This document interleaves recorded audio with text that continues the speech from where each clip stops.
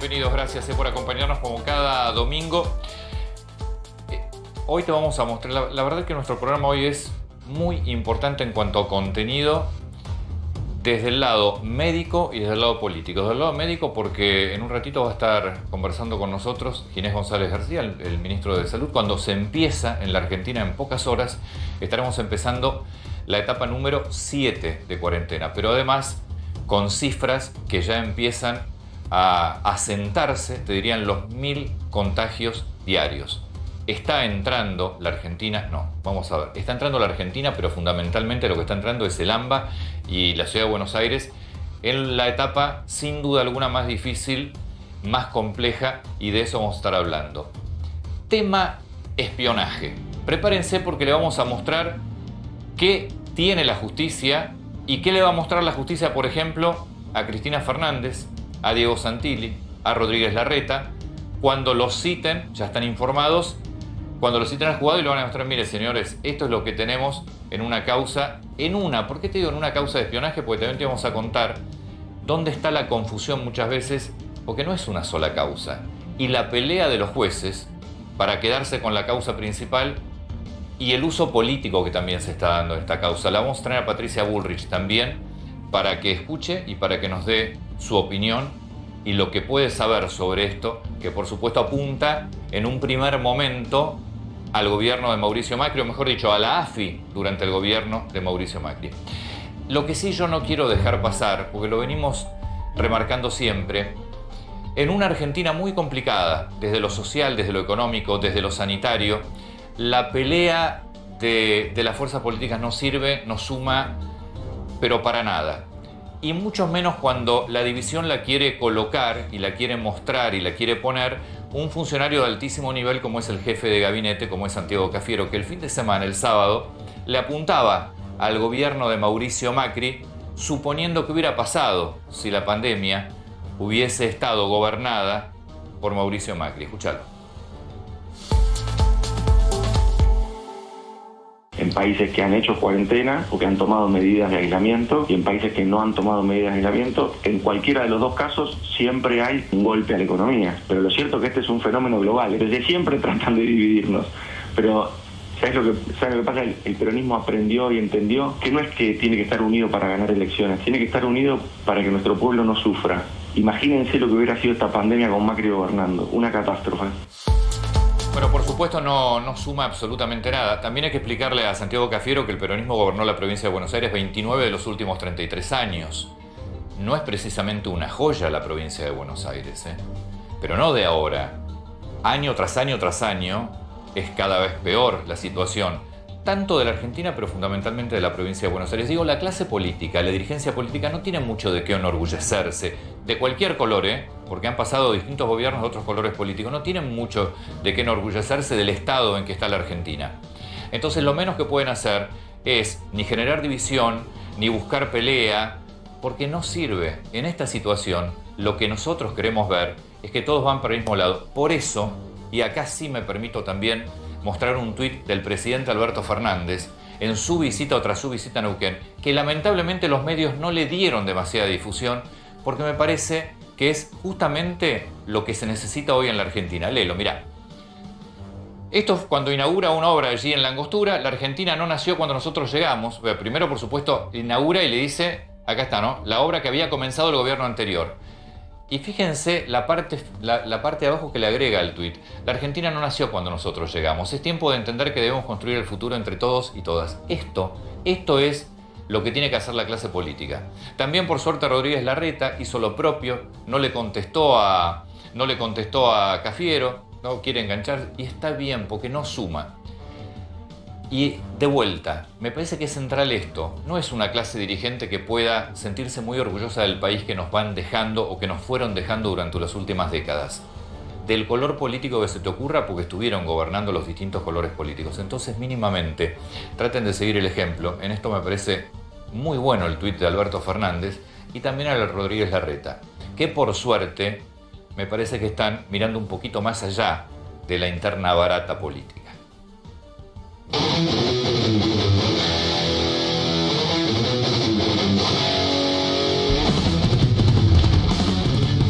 Las 7 etapas de la cuarentena.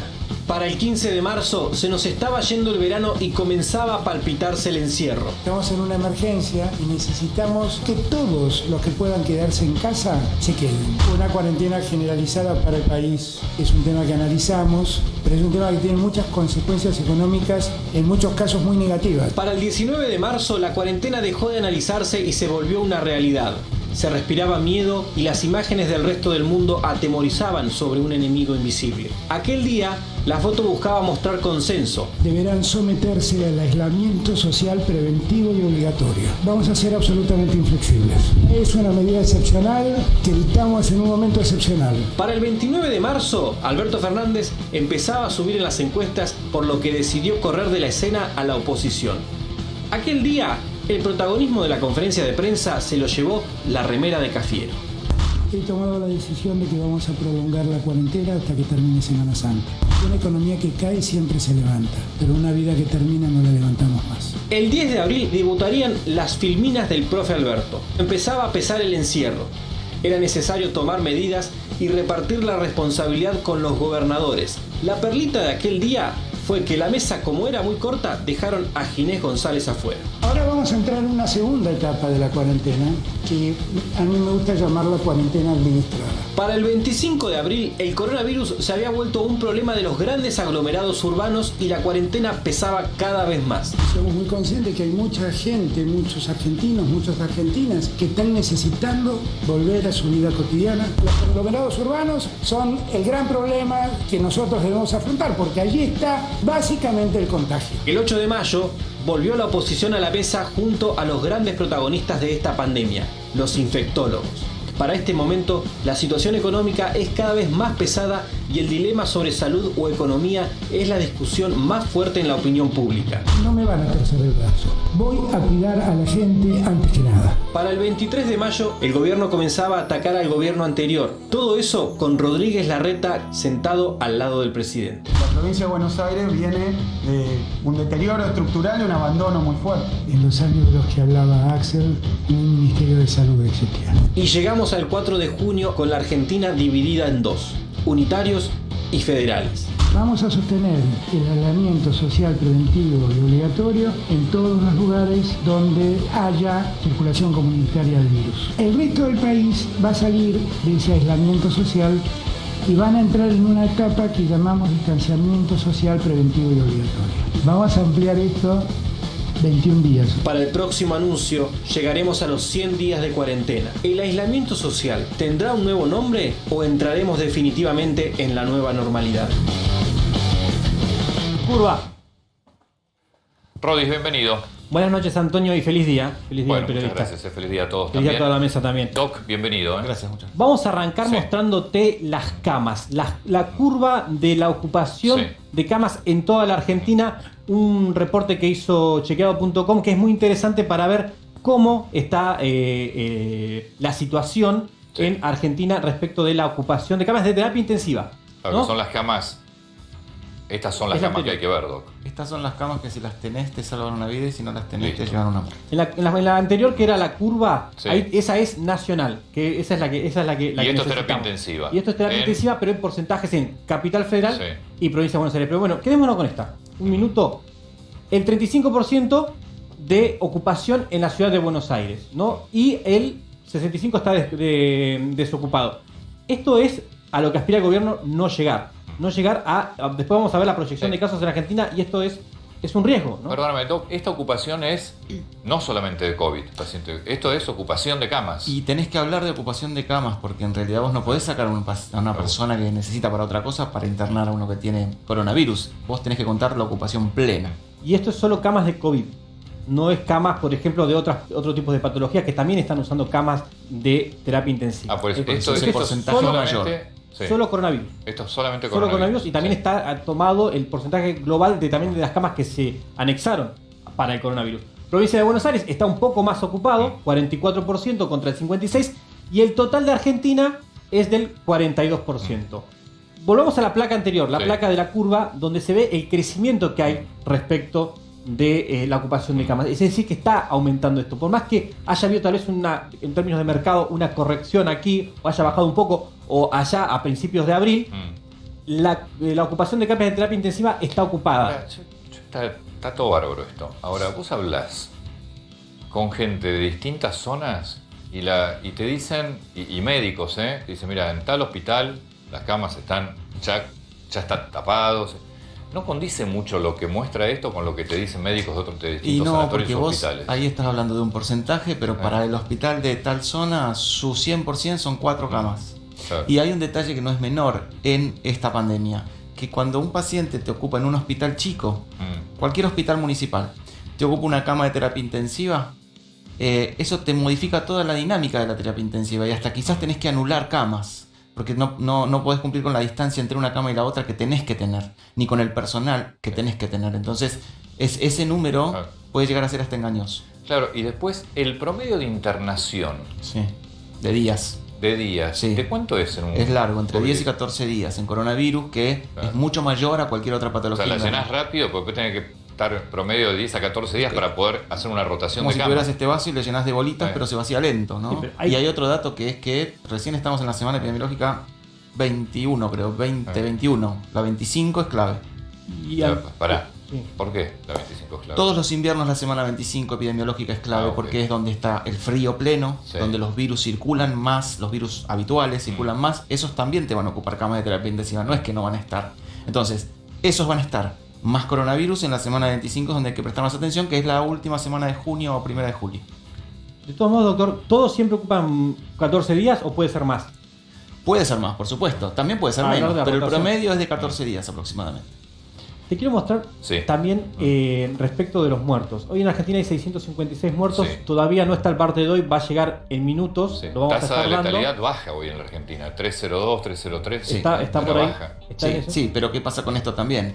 Tenés todavía capacidad sanitaria para atenderlos. La tasa de letalidad empieza a aumentar Claro, como está en el saturado. pico de la pandemia cuando está saturado, desborda, ahí empieza a desbordar. A ver, vamos. 774 casos nuevos, Antonio.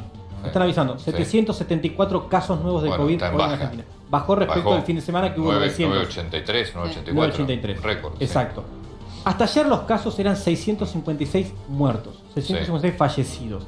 Esta proyección que hizo la Universidad de Washington, que mostrábamos la semana Sí. pasada, hoy vamos a agregarte algunos datos más, daba al 7 de junio a hoy 609. Es decir, daba un poco menos de lo que Sí. realmente está pasando. Pero esta proyección, para ver qué nivel de acercamiento tenía, nos estaba dando para el 1 de agosto 2.500 muertos. Sí, me acuerdo. Y hay que ver qué va a pasar ahí con Argentina cuando ¿Qué- pasemos la barrera de 2.000 ¿Y qué también. es esas dos? Esta sombra Más y que se ve menos, amarilla, sí. esta sombra amarilla que estamos viendo es el margen de error de la curva que puede ir en un escenario más optimista a 1.632 muertos, que no es lo que pareciera ser, porque el escenario optimista al 7 de junio era menor, Sí. y un escenario más pesimista que lleva a casi 4.000 casos, 3.982. Doc, semana 25, ¿cuál es la próxima semana? Última semana de junio. La última semana de junio. Así que tenemos todo julio porque están muchos mirando agosto, y más allá de que no lo dicen oficialmente, off the record te dicen también hay que mirar agosto. Sí, claro, porque junio y julio son los meses, ya te digo, son los meses de pico siempre. Pero en agosto vos tendrías ya la baja Y o probablemente empezaría sí. a bajar en julio. No, particularmente yo creo que por ahí, mediados de julio, segunda semana de julio, el doctor López también decía esto, empezaría quizás a bajar y en agosto ya estaríamos más tranquilos como para hacer una apertura un poco más segura, ¿no? Esto también va a depender mucho va a depender mucho de los testeos que hagamos, ¿no? 700 casos son con 5.000 testeos, ¿eh? Ojo con esto, estamos con un 21% de positividad en la provincia de Buenos Aires. La Organización Mundial de la Salud, los organismos internacionales plantean que un 10% de positividad te dice que estás haciendo el número justo de testeos. Cuando hay más positividad estás haciendo menos. Cuando hay menos positividad estás haciendo mal. Hoy tenemos 21% en la provincia y Está bien, 35% en la pero ciudad. explícamelo, no entendí nada. Bien, vos agarrás... ¿Por qué si yo tengo mayor cantidad de positividad es que los testeos son pocos? Porque en ese número de... Porque yo de puedo test- puedo tener muchos contagiados. Claro, pero estás buscando mal. Estás buscando poco. No es que estás haciendo mal los testeos, estás buscando poco. Vos tenés que salir a buscar más para Sí. tener ese porcentaje de positividad, que es el que marca que vos estás haciendo la cantidad de test justos para esa población para buscar a los enfermos, que es lo que hoy está fallando. Insisto. Pero tío, vos te vas a un barrio de emergencia, haces los testeos de todos. y vas y testeás 6.000, 7.000, 10.000, la positividad te va a dar mucho más alto, porque la verdad que una vez que ingresa el virus en un barrio, el contagio es el porcentaje de contagio es mucho mayor. Para determinar eso los tenés que buscar. Hoy no los estamos buscando completamente. Esta es la clave. Hoy no los estás buscando. ¿Qué test debería hacer? Después lo vamos a hablar incluso con el ministro Ginés González, pues siempre que se lo preguntamos es que no importa la cantidad de testeos. Siempre que lo pregunté yo, Sí. fue el dato El 10% de positividad que marca. la sensación es que hay poco testeo. Sí, claro. Chile está haciendo 20.000 por día. Digamos. Y la verdad es que el doctor Eduardo López, que es asesor principal del Consejo Asesor, también marca que se están haciendo pocos. Ante mi pregunta de por qué se están haciendo pocos, que la hice esta semana muchas veces, fue por cuestiones logísticas. No tiene que ver con una cuestión de decisión, sino con cuestiones logísticas. Me parece que hay que resolver la cuestión logística para ir directamente a los 2.000 asentamientos en la provincia de Buenos Aires, en donde está hoy el problema. Antonio, te sumo los datos de hoy de los fallecidos. Sí. 8 nuevos fallecidos en Argentina por coronavirus y el total asciende a 664. Bueno, ¿estás al 7 de junio? Ah, no, está bien. Al 7 de junio estamos arriba. estás Es decir, que esta curva, tal vez, Sí. incluso te diría, este número de 2.478 al 1 de agosto podría ser optimista. Permiso, Sí, me siento así, ya te acompaño, Doc. Ahora vamos a hablar con Ginés en un ratito nada más y vamos a meternos en lo que vos planteabas, que son los barrios vulnerables, que es lo más complicado que tiene la Argentina. Estuvimos recorriendo distintos barrios, con Nacho Ramírez, distintos barrios, y mostrándote cómo se están preparando, porque la clave es el control que vos puedas hacer en esos barrios. En la medida que vos logres un control exitoso en esos barrios, entonces el número lógicamente va a ser mucho más controlable y me parece que vamos a sentir por lo menos un poco de alivio. En un ratito hablamos con Ginés y que nos metemos en los barrios.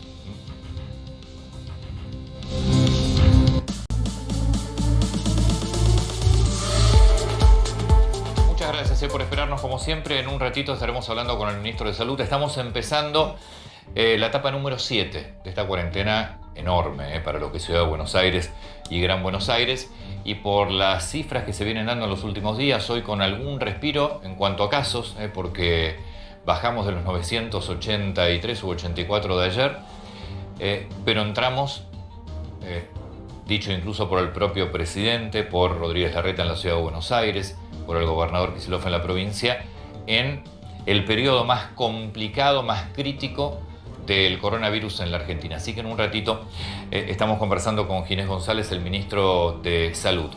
Y dentro de lo crítico, las zonas más difíciles y las zonas centrales, donde controlándolas se va sin duda alguna a poder manejar mucho más el número de contagios y de internados, son los barrios de emergencia.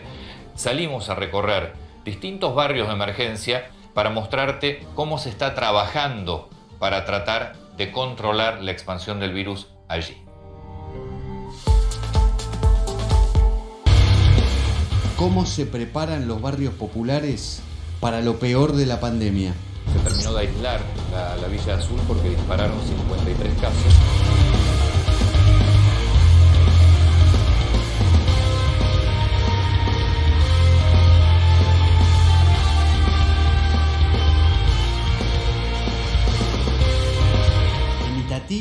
En la puerta de la semana 12 de cuarentena, los vecinos todavía viven aislados, estabilizados en las expectativas, en la certeza de la total incertidumbre. Sí, acá estamos todos asustados por todo lo que está pasando. Por esto estamos todos jodidos porque no se puede salir a trabajar, no tenemos recursos para conseguir los alimentos, más por la gente que tiene criatura, ¿no? Yo tengo un nieto, y eso es lo más jodido que puede pasar por la criatura, ¿no?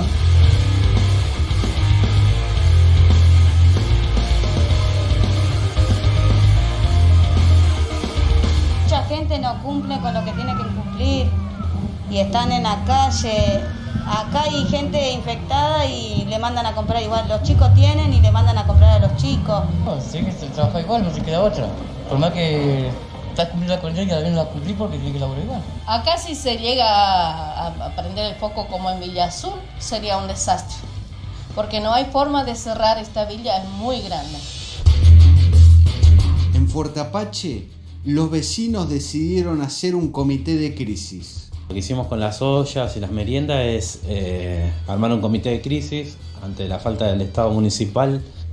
Ajustamos el tema de prevención, tener mayor distanciamiento, la utilización de alcohol en gel, de barbijo. ¿Cómo fue el hecho de organizarse? Los vecinos fueron los primeros en organizarse, los pibes y las pibas, ellos mismos son los que se levantan temprano, organizaron el barrio en sectores. Hoy todos los sectores del barrio tienen una olla por día. ¿Ya se hicieron testeos? ¿Hubo algún tipo de caso positivo? Sabemos de un caso confirmado que es a media cuadra del barrio y más no. Nos pusimos la camiseta, en vez de para jugar con los chicos, nos pusimos la camiseta para cocinar, para darle de comer a la gente. Esta es una de las tantas cloacas que colapsaron. Y bueno, no es solo el tema de la alimentación, sino que nos enfrentamos con esto. Y ya no sabemos qué hacer, a dónde dirigir los reclamos. Como barrio no solo enfrentamos la pandemia, sino que la cuestión del dengue y otras enfermedades que deriva de esto, ¿no? El pico máximo en el Bajo Flores generó un grupo de fumigadores villeros, los Eternautas Emergentes. ¿Cómo se preparan los barrios emergentes para enfrentar el pico máximo de la pandemia? Estamos en la cooperativa, juntos a la par. Lo hacemos a pulmón, no pedimos ni plata, no pedimos nada, todo a pulmón. Vos fíjate, hoy yo le traje a mi compañero porque nos falta. A veces, bueno, lo dan, sí, un traje, 2 bidones de lavandina, cloro, pero no es lo suficiente porque nosotros salimos ahora, salimos a la tarde, salimos a la noche. Estamos todo el día, siempre terminamos a las 9 de la noche.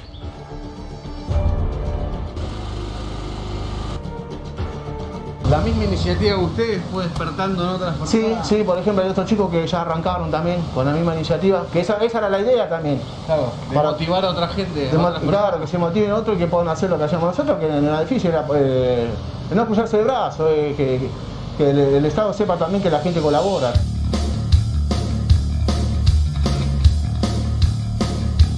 Bueno, y ahí está, justamente ahí llega la manguera y baldean pero llegan hasta la mitad. Las mangueras no llegan, estamos hablando de una profundidad de 20 metros. Y sí, calcular que 20 metros.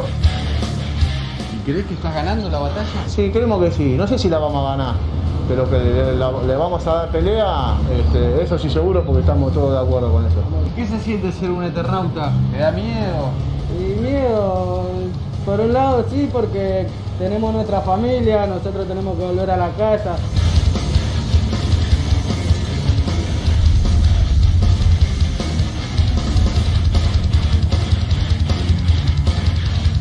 Mientras el gobierno de la ciudad está tomando la temperatura, estamos con los eternautas de barrios emergentes que van a empezar a fumigar en el corazón de la 1114. Así es. Como ve la gente poco se cuida, se va preparando cuando ven que nosotros venimos y empezamos a hacer la fumigación.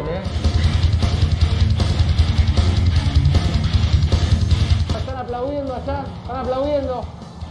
Aplauden a los fumigadores, a los eternautas.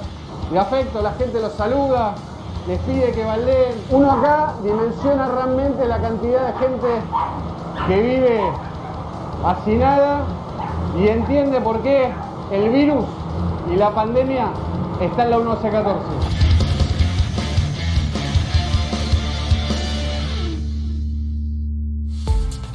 Nacho, recorriste 3 barrios emblemáticos, porque la 1114 fue donde se dieron los primeros contagios fuertes. Después quedó relegado por la villa o barrio 31 en la ciudad de Buenos Aires. El Itatí, que es otra de las villas muy grandes, y por supuesto con otro, te diría, con otra imagen geográfica diferente y demográfica diferente, también Puerto Apache. ¿Notaste que hubiera algún control?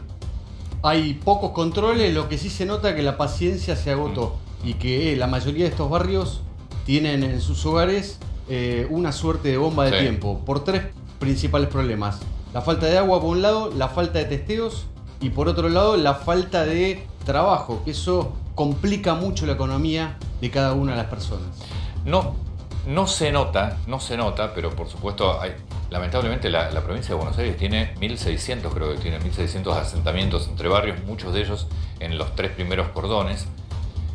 No se nota que vos puedas ver que empezaron a controlarlo o se tomaron todo este tiempo de cuarentena en la Argentina empezada realmente de forma muy anticipada para poder no sé si mejorar es la palabra, pero medianamente controlar que los contagios no se disparen.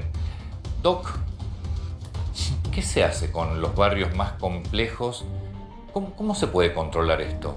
Es muy difícil de controlar y esa es la preocupación que hay hoy en el Ministerio de Salud de la provincia de Buenos Aires y el doctor Berni también en el Ministerio de Seguridad. Tienen máxima preocupación porque no es que, digamos, hoy ya no hay que decir si el virus se mete ahí es un problema. El virus ya está ahí. Entonces, definitivamente hay que ver ahora, como decía el otro día, hay que administrar el riesgo.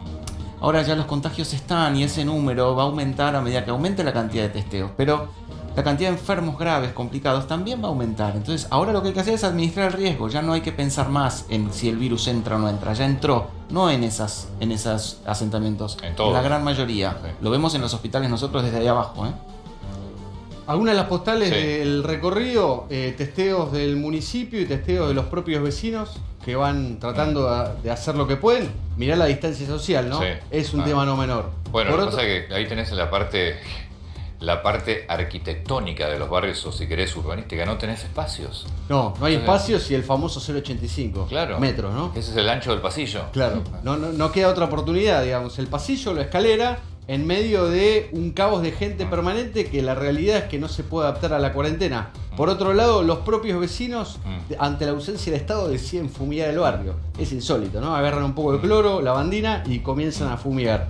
Por otro lado, los comités de crisis de Fuerte Apache. Es la primera vez que uno de los barrios populares decide enfrentar la pandemia. Pero son los propios organizándose. Vecinos. Los propios vecinos toman la temperatura, los propios vecinos recorren la gente, siguen los barrios cercanos en la zona sur, pero el gran problema que une a todos estos barrios es esta manguerita, que es la falta de presión o de agua, que básicamente es un elemento muy necesario para enfrentar la pandemia. Salud, básicamente. Entonces anda una cuestión básica. Esta pandemia se trata con distanciamiento y lavado de manos. Está bien, no tenés agua y no tenés distanciamiento en los barrios. Porque no hay forma, porque en ese pasillo... a ver, el pasillo no es una foto artística, es donde están caminando todo el tiempo y donde te cruzás chocándote. O sea, ahí no hay distancia posible. Sí, salvo que huele, pero estas personas lamentablemente se tienen que topar todos los días y lo que unos con otros. Lo que está sucediendo hoy es que mucha gente digamos, va a la mentira, entre comillas, de que tiene síntomas para que le hagan el test. Entonces eso está también complicando la estrategia de testeo, por supuesto, ¿no? Ahora, ¿de qué test estamos hablando? Del PCR, del diagnóstico. Está bien, ahora, ese test te puede dar negativo hoy y vos mañana, o sea, vos podés estar incubando la enfermedad o empezar te da negativo y dentro de 3 días te da positivo. Claro, pero si te da positivo hoy, vos haces un aislamiento selectivo a esa persona y al grupo de ¿Cómo contacto haces acá? lo sacás. ¿Cómo haces en estos barrios? Bueno, hay habilitados, Tecnópolis está habilitado como para aislar, hay lugares habilitados, este tiempo se utilizó para eso. Pero en barrios donde no tenés distancia, encontrar el grupo de contacto es imposible prácticamente. Claro, son todos. Son todos y por eso hoy se decide cercar un barrio entero. No sé si es una estrategia válida o no, pero es lo que se decide hacer. Contame los fumigadores que decías, fumigadores, la misma gente termina empezando a fumigar ellos. Sí, ante la ausencia de fumigaciones masivas, ellos deciden ir al corazón de la 1114, unos lugares más picantes que custodia la gendarmería, y deciden organizarse con esta camioneta, hacen una suerte de vaquita, y entre todos los vecinos ponen algunos para nafta, otros para el cloro, otro para la lavandina, y deciden empezar a movilizarse, teniendo en cuenta que la mayoría de estas personas está sin trabajo y depende de las changas que hoy no están, entonces decidieron invertir su tiempo fumigando el barrio. Ahora, cuando uno ve Europa, en Europa no tenés esta clase de asentamientos, y sin embargo los contagios fueron brutales, como hablar de los fallecidos. También en esos países quizás no se tomaron las medidas tan a tiempo y eso hizo que el desborde ese que veíamos en la curva haya sido tan grande, ¿no? Acá tenemos esta realidad que nos convierte a nosotros en un riesgo potencial como en Europa, habiendo tomado las medidas adecuadas. Estamos en el mismo riesgo. Sí. Antonio, recién Nacho mostraba Fuerte Apache, ¿no? Fui a buscar los datos de Fuerte Apache de la zona de 3 de febrero, del municipio de 3 de febrero, de cómo están respecto de casos y sobre todo testeos, ¿no? Que el doctor hacía referencia a los testeos. Hoy a las 6:30 de la tarde, 3 de febrero tenía hechos acumulados, desde que arrancó la pandemia hoy, 2.137 testeos. ¿Pero estos son testeos municipales? No, son testeos que se hicieron en, en el son distrito. muy O sea, pocos. la información es del Ministerio de Salud de la provincia de Buenos Aires. No es solo testeos del municipio, son testeos en el municipio. Sí. Es el mecanismo que se utiliza centralizado para ir a testear. Sí, claro, son muy pocos. ¿Quién puede pensar que en una población de 16 millones de personas hoy haya solamente 60.000 personas, que son los test que se hicieron hasta ahora, con tos y dolor de garganta? No, a mí esa no me la dibujan, pues yo No, pero seguro, pero los asintomáticos, ¿qué? Debe haber un porcentaje. Te doy que los asintomáticos no se lo hagas. Busquemos los sintomáticos. ¿Son solo 60.000 en 16 millones comenzando el invierno? No.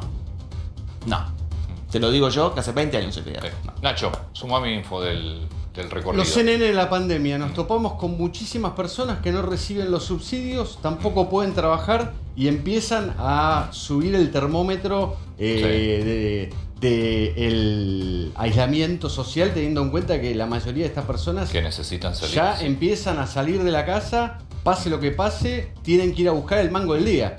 Sí. Entonces y eso que empieza a haber realmente complicaciones.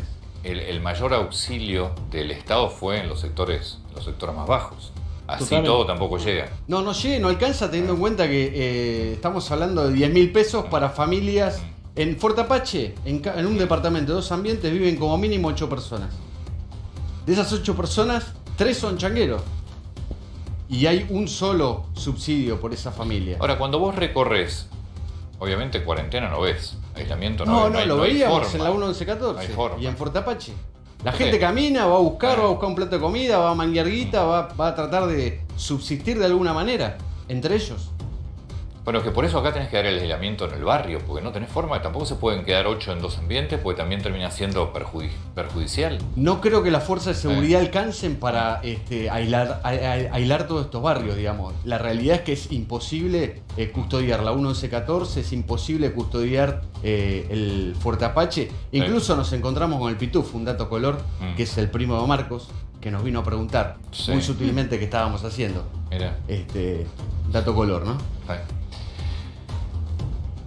¿Qué tenemos que esperar a partir de mañana que empieza la 7ª etapa en cuanto a proyección, contagios?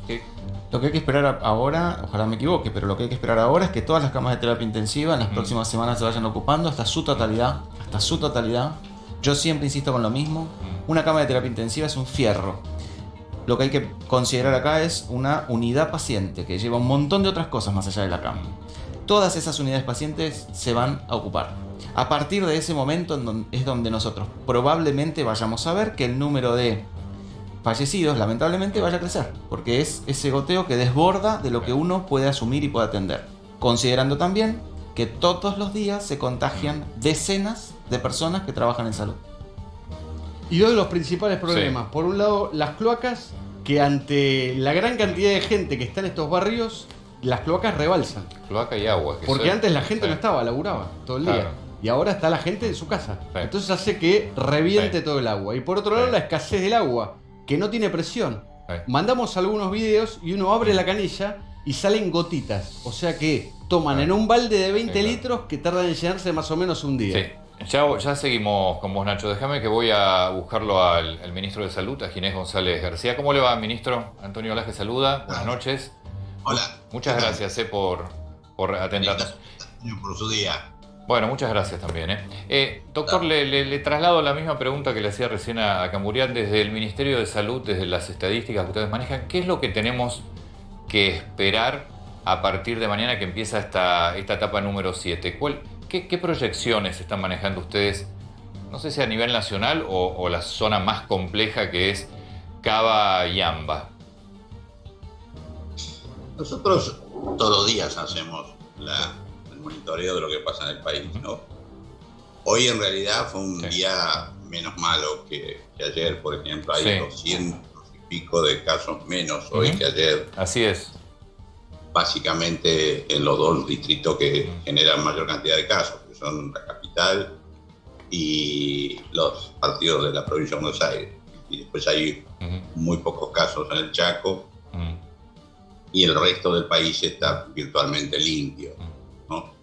Eso naturalmente hace que lo que va a pasar a partir de mañana es justamente lo que dijo el presidente. O sea, hay dos países, un 85% del país en cuanto a superficie, en cuanto a la cantidad de gente que vive en ellos, que no son el 85, pero son muchos, van a vivir una vida bastante más parecida a la que teníamos antes todos, ¿no? En ese sentido, y el resto tenemos que hacer lo que tenemos que hacer. Nosotros, acá lo que está pasando, mire, Antonio, es que todas las predicciones, te recuerdan, no solo las nuestras, sino las de otros, significaban que iba a haber muchísimos más casos y muchísimos más problemas. Y la verdad que lo que está pasando ahora es que nadie valora lo que no sucedió. Claramente nosotros, en realidad, ha pasado muchísimo menos de lo que muchos agoreros, muchos que parecían, qué sé yo, que tenían un espíritu, no sé, como decirlo, funerario, porque hablaban de una cosa dantesca, de tragedia, quizás muy influenciados por la televisión de otros países, algunos lejanos y otros cercanos. Pero el hecho concreto que eso no sucedió. Ahora, ¿cuál es la consecuencia de eso? Por un lado, hemos eliminado cualquier cantidad de tragedias. Pero por otro lado, también es cierto que la gente un poco, además de que es un periodo largo y uno lo entiende, empieza a sentirse que necesita otro tipo de alternativas. Y ese es lo muy difícil que tiene que hacer el gobierno, porque por eso justamente hace medidas o dicta medidas junto con los gobernadores que tengan que ver con la realidad de cada una de esas regiones, que es lo que va a pasar a partir de mañana. Ahora, No, ministro, ¿estamos entrando realmente en la etapa más difícil y más complicada, como lo dijo el presidente, de esta pandemia en la Argentina? Es decir... Sí, obviamente el número de casos ha aumentado. Nosotros tenemos hoy muchos más casos que lo que teníamos hace 4 semanas, dentro de un límite razonable, pero igual son más. Y sobre todo pasaron cosas, como por ejemplo, primero nos asustamos porque había barrios en la capital vulnerables, se trabajó y se trabaja muy intensamente en esto. Después, bueno, toda la capital es vulnerable, porque hoy la mayoría de los casos no son de los barrios vulnerables, sino son del resto de la ciudad. Lo mismo pasó en algunos lugares de los partidos del conurbano. Pero a mí me parece que en realidad toda la estrategia, que hubo un cambio estratégico, porque ahí se empezó a trabajar en el detectar primero en los barrios vulnerables y después fuera de los barrios vulnerables, hoy como ahora, hoy se está haciendo que sea en Balvanera, por ejemplo, aquí en Capital. En realidad está dando, me parece a mí, resultados, y es lo que hay que hacer. No hay un manual que diga hay otra cosa que hacer, no hay esto. El problema de esto es que no tiene que ver esto. Nosotros hemos tenido algunas ventajas, como por ejemplo poder ver las trágicas consecuencias que tenían otros lugares, por eso tomamos las medidas que tomamos rapidísimo.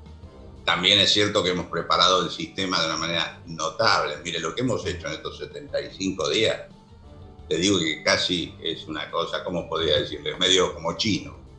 ¿Por qué digo chino? Pues ¿se acuerdan cuando nos deslumbramos por ese hospital que hicieron los chinos en 10, 12 días? Bueno, nosotros hoy hemos hecho mucho más en 75 días, es cierto, pero hemos hecho mucho más de 2.000 camas de unidad de cuidados intensivos disponibles. Eso es un recurso muy fuerte, ministro, muy fuerte. Sí. No, perdón la interrupción. ¿Qué hay que esperar para los próximos, o para la próxima semana? Digo, tenemos que estar mirando agosto, ya decir, junio y julio van a ser 2 meses donde lamentablemente, siempre hablando de lo que es Ciudad de Buenos Aires y AMBA, por supuesto, que es la zona más crítica.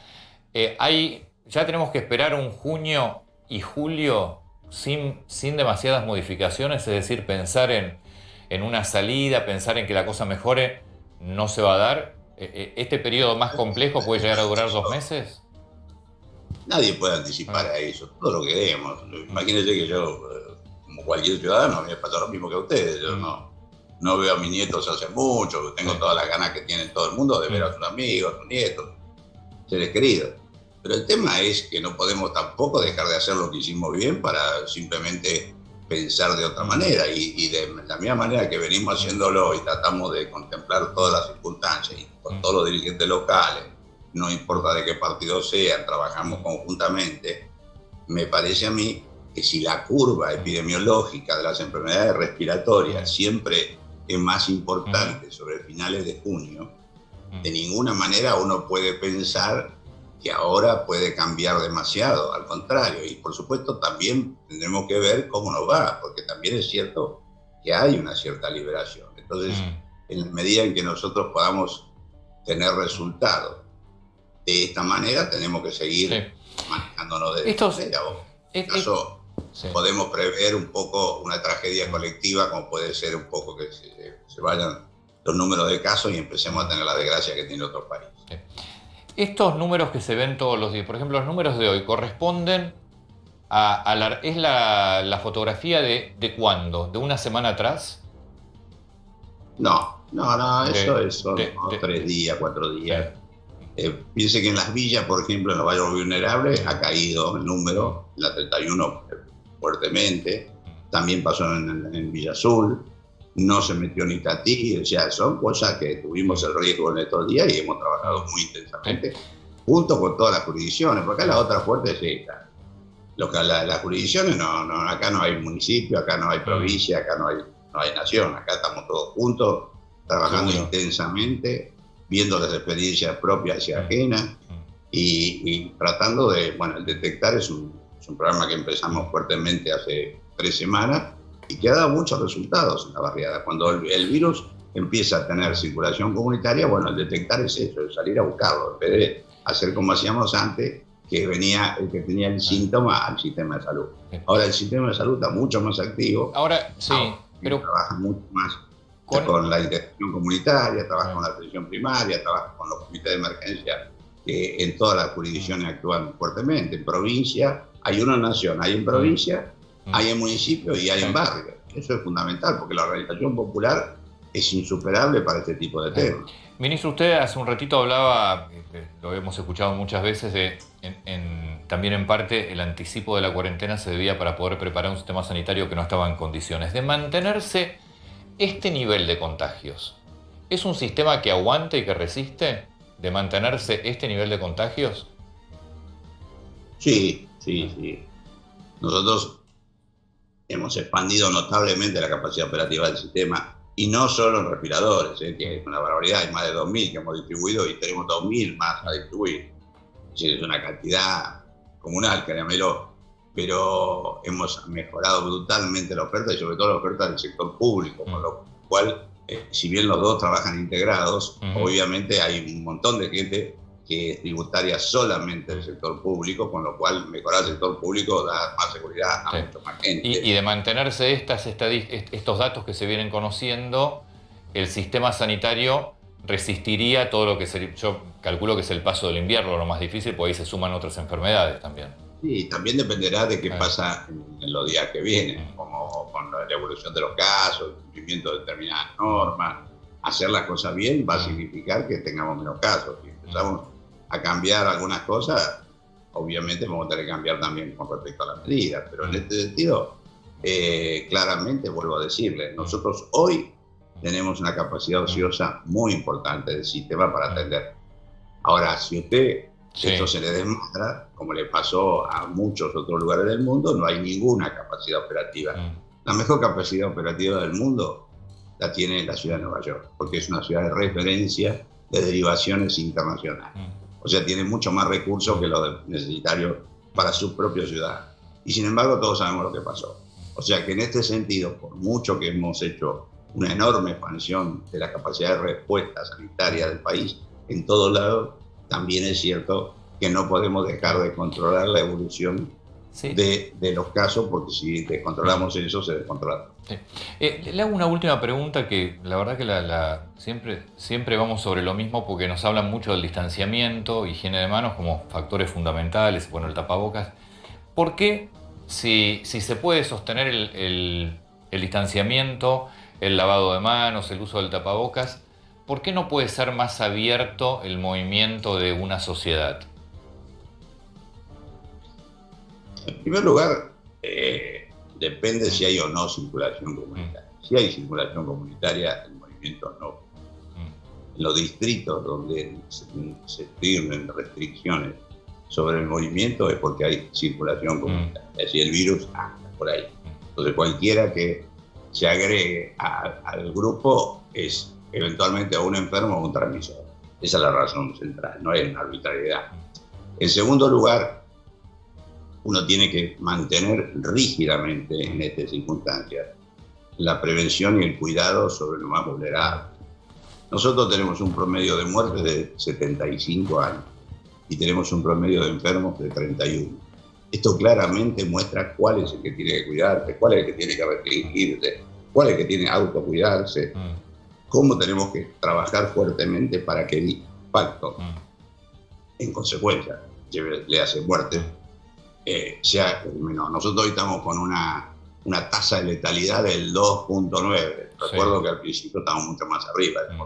Se ha bajado la tasa de letalidad, se ha avanzado también, no le digo una alternativa terapéutica absoluta, pero hoy se sabe un poco más, se sabe cómo hay interconexión de todas las terapias intensivas para transformar información y por supuesto compartirlo. O sea, nuestra capacidad de respuesta está mejor, pero no podemos dejar de cuidar a las personas mayores, a las personas que tienen patologías preexistentes que los hacen más vulnerables, a la gente que es más vulnerable porque o vive en un barrio vulnerable o vive en una ciudad donde, como en esta, hay circulación. Ministro, muchísimas gracias por su tiempo, muy atento. No, felicitaciones por su día. Bueno, muchas gracias, el ministro de Salud, Ginés González. Ya está con nosotros Patricia Bullrich, ahora vamos a hablar, por supuesto, de los dichos de Santiago Cafiero. Vamos a preguntarle a Patricia Bullrich también sobre las causas de espionaje que se está hablando y que tomaron mucho vuelo durante estos últimos días y que prometen, me parece, tener mucho movimiento judicial la semana próxima. Por supuesto, también vamos a ver qué pasa dentro de lo que es la oposición. Nos metemos en un... La verdad que salimos a la calle, salió Nacho en realidad, a ver, dentro de todo de toda esta pandemia y de lo que se está haciendo, hay un sector que es fundamental que tiene que ver con la logística. Y que es la logística estaría en poder central de los militares. Fíjate.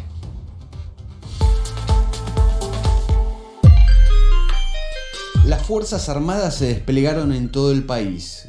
41.000 efectivos distribuyen 31.000 raciones de comida por día. Pelean una guerra contra el hambre en tiempos de pandemia en el corazón de La Matanza y Quilmes. La otra crónica de la Operación Civil General Belgrano. Los 7 soldados que viven en esta posta duermen en una carpa. Conviven con un hogar de abuelos y un centro de adictos y expresos. Bueno, capitán, cuénteme de qué se trata esta misión humanitaria en La Matanza. En 3 barrios durante el día se reparten 1.500 platos de comida caliente. ¿Cómo es ser el chef de tanta gente y de tantas raciones en esta misión humanitaria? Ahora estoy preparando guiso de lentejas, estoy sacando 500 raciones. Es un orgullo estar acá, poder servir. Es para lo que nos preparamos y muy contento, una experiencia más allá del entorno, una experiencia linda poder estar acá y ayudar. Y civiles también. Los civiles son personas recuperadas de la drogadicción. Este puesto lo organiza el padre Nicolás, el padre Tano, es de los curas villeros, donde ellos hacen todo lo que es la preparación. Pican las verduras, pelan. Las principales postas es el partido de La Matanza. Allí los soldados asisten a lugares complejos. ¿Cómo es repartir en estos lugares tan simbólicos de la provincia de Buenos Aires? La gente, es más, ha demostrado total respeto, forman fila cada uno en su recipiente y nunca hemos recibido ningún tipo de agresión, insulto ni nada. Totalmente al contrario. Vamos llegando, la gente aplaude, agradece. No puede ser que esto yo estoy pasando así. Estamos en la primer posta de la misión Manuel Belgrano, que es la parroquia Beato Enrique Angeleri. ¿Cómo están viviendo esta misión humanitaria entre la pandemia y la pobreza? Tratando con mi iglesia y junto al Estado de responder a la urgencia que tiene mucha familia de comer, ¿no? Muy cerca de ahí, en San Petersburgo, las aulas de colegios se transformaron en cuartos. Otro de los puestos del ejército argentino de La Matanza, que funciona en la escuela primaria 7-10. En este momento estamos sacando aproximadamente 3.000 raciones por día. No tienen ni idea cuánto tiempo van a estar en esta misión General Manuel Belgrano. No, todavía no sabemos porque bueno, es a medida como va evolucionando el virus. Tienen que dormir, porque estos operativos duran todo el día. Sí, es todo el día, son 6 días, las 24 horas del día acá. Y este es uno de los cuartos. Este es un alojamiento, acá está el personal masculino, respetando siempre la distancia, no armando cuchetas, que se pueden armar cuchetas con esta cama, pero respetando la distancia. Es la tarea que están realizando las Fuerzas Armadas en general, pero sobre todo el Ejército, por una cuestión obvia de distribución territorial y logística, es magnífica. Lamentablemente no se le está dando mucha publicidad, pero están realizando una tarea de logística, primero central en todo lo que es esta pandemia y en un país que está cerrado como la Argentina. La Fuerza Aérea trayendo muchísimos argentinos del exterior también. Así que vamos a ir repasando a lo largo de los próximos programas también tareas que están realizando, insisto, las Fuerzas Armadas, tarea central. Vamos a cambiar de tema. Les dije que está Patricia Bullrich ya con nosotros.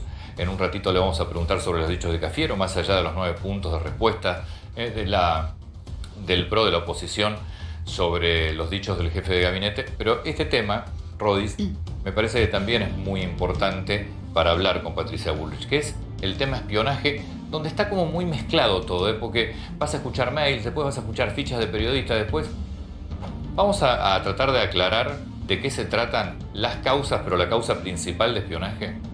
Bueno, Antonio, a ver, la causa principal del espionaje arranca con un testimonio de un narco, donde el narco lo agarra, el juez Villena lo captura, y el narco cuando empieza a hablar dice: yo trabajaba para la AFI. Bien. Yo hacía trabajos para la AFI. Uno de ellos fue poner una bomba en la casa de un hombre que trabajaba en el Ministerio de Defensa que se llama José Luis Vila. Bien. El juez, a partir de esto, decide allanar a la gente para la que el narco decía que trabajaba. Sí. Aparece un hombre llamado Facundo Melo, un abogado de Barrabravas de Independiente. Sí. El juez allana a este hombre y en su casa encuentra teléfonos, computadoras, documentos, papeles con información sobre seguimiento a políticos, sindicalistas. ¿Y ese señor qué tiene que ver con la AFI? Facundo Melo Sí. era agente de inteligencia reclutado durante el gobierno de Mauricio Macri, Sí. entró en 2016 y se fue en 2019, según la propia AFI le informó Sí. al juez.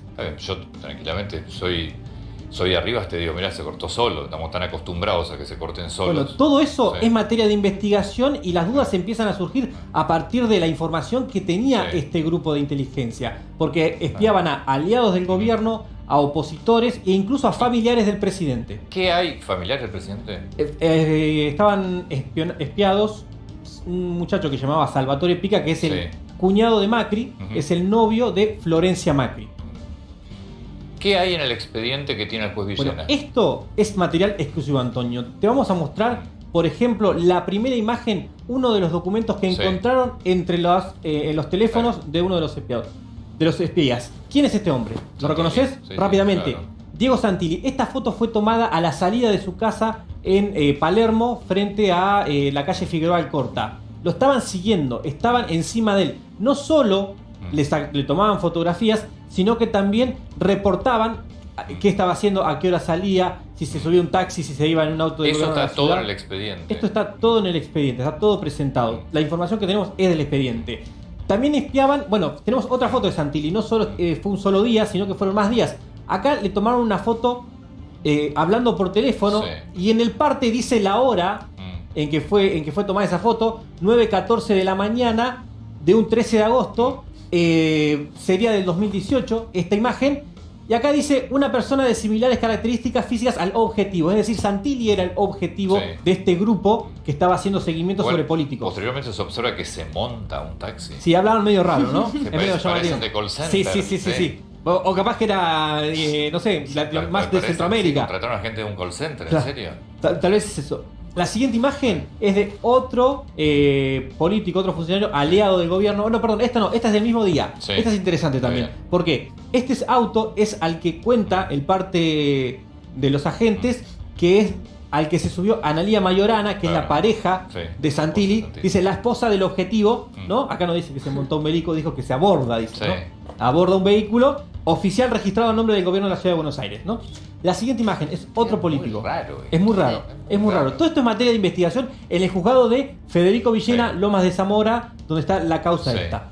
Este hombre, que se ve así un poco difuso, cuando se le da zoom, se pixela la imagen, pero lo corroboramos con gente allegada y con las mismas fuentes del expediente, es Nicolás Massot, presidente del bloque del PRO en la legislatura, en la Cámara de Diputados. Santilli del PRO, Del o sea, PRO. oficialista. Massot, oficialista. Massot, oficialista. Esto es supuestamente seguimientos que hace alguien de la AFI bajo el gobierno de Macri, es decir, siguiendo a gente de su propio gobierno. Exacto. Y eran todos agentes orgánicos. Esta es la gravedad ¿Qué de la quiere decir institución. orgánico? Orgánicos quiere decir que eran agentes espías registrados dentro del propio organismo.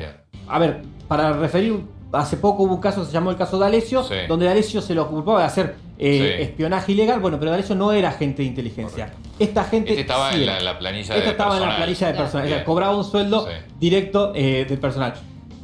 Hay otros espiados que ahora te vamos a mostrar bien la lista de los que ya fueron notificados por el juzgado. Pero tenemos una perlita. Decime.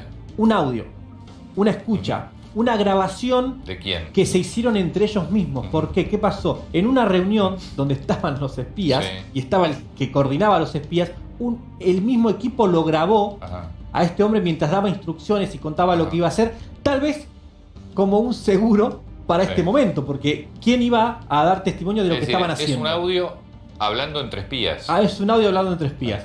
Escuchalo. Tenemos definido con Cristian una unidad que sería o Ezeiza o el Marco Paz. Lo vamos a alambrar, lo vamos a equipar todo y ahí vamos a meter todos los políticos. Está operando mucho de vidrio, está operando el Corvo Larroque, el Corvo Larroque yo lo visita siempre a Teche. Cristian tiene todo el movimiento, donde se mueven, quiénes son, y de paso le sirve porque para echar a la mierda a algunos directores y jefes de pabellones y demás para meter gente de él. En principio vamos a reunir toda la información de la visita, quién campo, qué se mueven. Yo ya vengo haciendo algo con Cristian y venimos haciendo algo porque Andrea y Denise ya hicieron un listado de todos los políticos que están en Cana, todos los que están metidos en una causa, todos los que tienen que ver con esto por un pedido que nos hizo Buenos Días. Y lo que tenemos que hacer es todo lo que son los lugares y después tenemos que ver qué políticos, quién vamos a meter con quién. Al Pata Medina, a Esteche, todas las líneas cómo las vamos a manejar. La idea es armarle todo, la idea es armar un lugar donde van a pasar las visitas. En ese lugar donde va a pasar las visitas le vamos a meter un equipo técnico, ahí le voy a meter a Johnny con el gordo, para que le hagan forencia de los celulares todo que dejan ahí, para empezar a chorear información.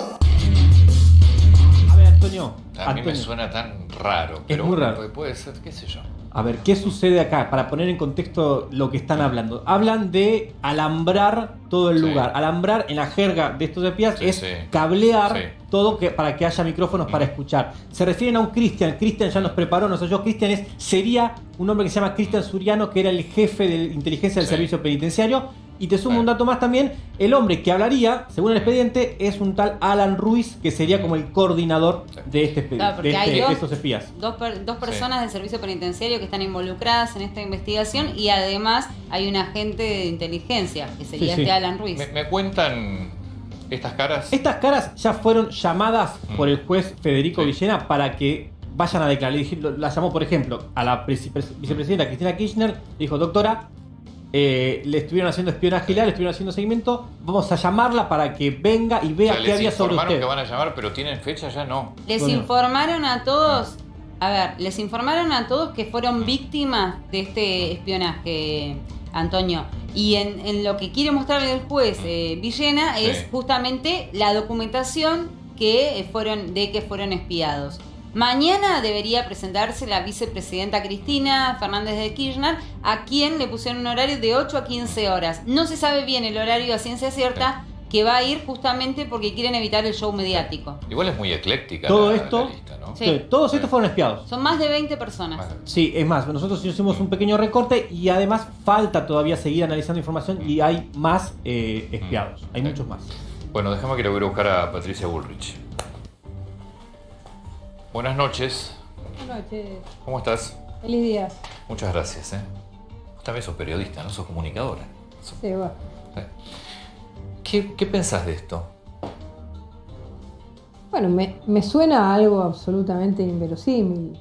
Pensar que un agente de inteligencia ve a la hora que Santilli sale de su casa, algo absolutamente público, en qué auto sale su señora, seguir a las personas del propio gobierno y a Cristina Fernández de Kirchner. La verdad que me suena a algo totalmente armado por alguna persona, por este Melo, que evidentemente fue echado de la AFI por alguna razón, que habría que ver cuál es la razón que lo echaron. Por otro lado, hay un tema de carácter técnico muy concreto, y es que nadie a la AFI podía entrar a ninguna reunión con ningún teléfono, así que esas grabaciones pueden ser de 4 chantas reunidos en un café y armando... Vos decís que la AFI, una reunión de personal de espías orgánicos, ¿ninguno tiene un teléfono? No, absolutamente nadie puede entrar con un teléfono, no, porque esas son las bases fundamentales de una lógica de inteligencia que no, digamos, que la información que pueda haber en cualquier tipo de reunión, lo mismo pasaba en mi despacho en el Ministerio de Seguridad de la Nación, porque cualquiera podía tomar una declaración y después hacerla pública. Entonces las reuniones siempre tienen que tener un grado de prudencia respecto a la información que se maneja. Me parece que la idea es igualar a Juntos por el Cambio, que hemos tenido siempre una actitud legalista frente a los que tienen una mirada totalmente distinta del Estado. Me gustaría hablar del otro tema que me parece más trascendente, de los 403 periodistas, hoy que es el Día del Periodista, y de las 15.000 personas que seguramente van a salir en cualquier momento.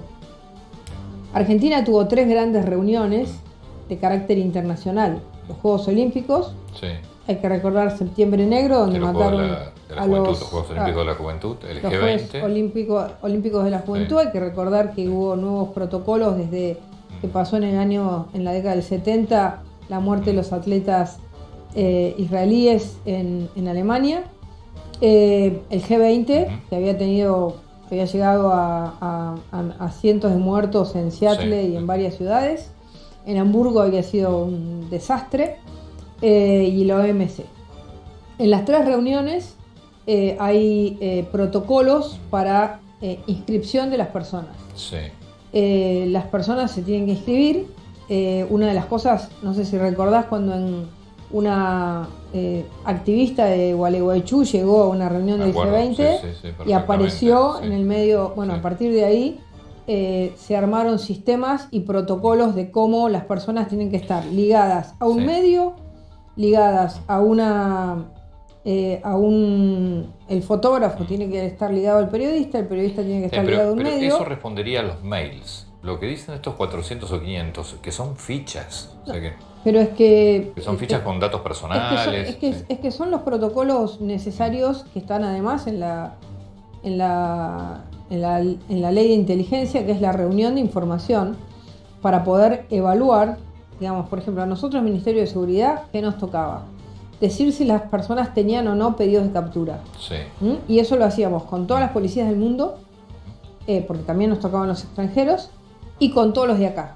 Nos pasó un caso de un periodista acreditado en la Casa de Gobierno que tenía pedido de captura de un medio de Tucumán. Se le había pasado a la Casa Militar, se le había pasado a toda la seguridad de la Casa de Gobierno, y estaba esa persona con pedido de captura trabajando en la casa, en la sala de periodistas. Una seguridad fantástica en la Casa de Gobierno. Por eso. Entonces, imagínate qué hubiera pasado si en el medio del G20 hubiera habido un atentado contra... Que esto que se encontró, que se hace, que en realidad se tiene desde enero, por lo que sabemos, y se dio a conocer ahora. Esto tiene que ver exclusivamente con todos los protocolos que se activaron para todos esos 3 eventos. En la AFI van a estar todos los datos de toda la gente. Claro, de todos, porque eran los mozos, los que armaron los edificios, los que estaban, los que proveían a los hoteles, todos los que vivían en Puerto Madero. Es decir, toda la situación de seguridad. ¿Pero Camaño no sabe eso? O titular de AFI, pues es la que presenta eso. Bueno, a ver, Camaño podrá saberlo o no. Me parece que por eso yo lo veo con un carácter de operación política, porque Yo pregunto, a la reunión cuando vino Bush, que estaba Kirchner de presidente, Sí. ¿no analizaron todas las personas que podían llegar a 10 metros de Bush? No sabían. Es decir, imagínate si a nosotros se nos infiltra una persona que dice que es de la CNN o que es de cualquier medio y le pega un cuchillazo a Putin o a Trump o al presidente francés. O un chaleco amarillo que se te mete en el medio porque justo Francia... Entonces, a ver, si vos sos un país serio y querés tener una seguridad seria y querés recibir los Juegos Olímpicos donde son temas muy complejos y sobre todo cuando los chicos salían al medio de la ciudad a tomarse una cerveza a la noche, si vos querés tener la OMC y querés tener el G20, tenés que tener la responsabilidad de garantizarle a los principales presidentes del mundo que no van a tener una situación difícil, que no se les va a infiltrar y que no vas a tener un atentado. Entonces, a ver, ¿para qué sirve la inteligencia en un país y para qué sirve la seguridad? La seguridad sirve para que todas las policías del mundo te digan que los que están viniendo son efectivamente quienes dicen que son y vos tenés que armar una ficha. Fíjate una cosa. A ver, ponele, no sé si vos te acreditaste o no en el G20. Bueno, Marcelo Longobardi. Sí. Yo digo, escúchame, que lo voy a Sí, acreditar a sí. Marcelo Longobardi. Pero- Ahora, si yo hago un protocolo, tengo que hacerlo seriamente. ¿Por qué? Porque me va a preguntar, porque, por ejemplo, Marcelo Longobardi estaba acreditado por la CNN. Viene la delegación de Estados Unidos y te dice, ¿quién es Marcelo Longobardi? Bueno, es un periodista argentino que trabaja Esa en la es la CNN. ficha. Esa es la ficha que hacía la AFI. Yo no las conozco concretamente porque yo no estaba en la AFI. La ficha que hacía el Ministerio de Seguridad, ¿tiene o no tiene captura? Digamos, en cualquier policía del mundo, en Interpol, porque las capturas de Interpol son solo internacionales, o en tu propio país. Entonces, viene cualquier país y te dice, esta persona tiene captura. Hubo 10.000 acreditados. Entonces, a ver, seamos serios, separemos el